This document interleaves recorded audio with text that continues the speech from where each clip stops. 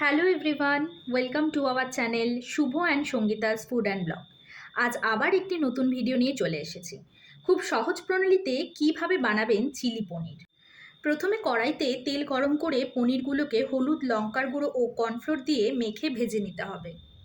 এরপর আদা, রসুন, লঙ্কা, টমেটো, পেঁয়াজ, ক্যাপসিকামগুলোকে কেটে নিতে হবে। এখন কড়াইতে তেল গরম করে তার মধ্যে আদা কুচি, রসুন কুচি, লঙ্কা কুচি দিয়ে নেড়ে নিয়ে কেটে রাখা পেঁয়াজ, টমেটো ও ক্যাপসিকাম এবং স্বাদমতো লবণ দিয়ে ভালো করে নেড়ে নিতে হবে। Green chilli sauce, red chilli sauce, tomato sauce, soya sauce, vinegar ও সামান্য জল দিয়ে নেড়ে নিতে হবে।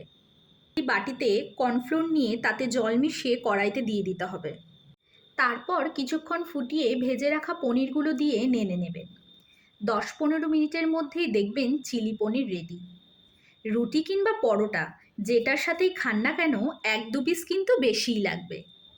ভিডিওটি ভালো লেগে থাকলে লাইক, কমেন্ট, শেয়ার করবেন এবং চ্যানেলটিকে অবশ্যই সাবস্ক্রাইব করে পাশে থাকা বেল আইকনটিকে প্রেস করে দেবেন। দেখা হচ্ছে পরবর্তী ভিডিওতে। টাটা।